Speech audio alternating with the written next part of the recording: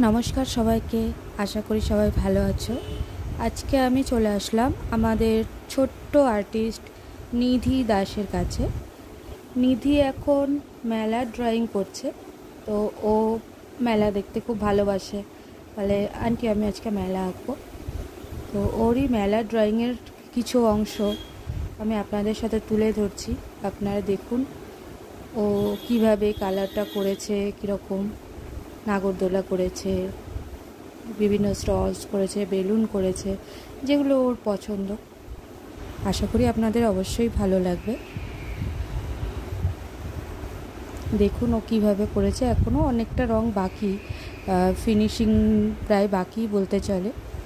তো দেখুন ওর ড্রয়িংটা কেমন লাগছে আমাদের অবশ্যই কমেন্ট করে জানাবেন। আবার পরবর্তী ভিডিওর জন্য অপেক্ষা করবেন, নিশ্চয়ই আবার পরবর্তী ভিডিও পেয়ে যাবেন।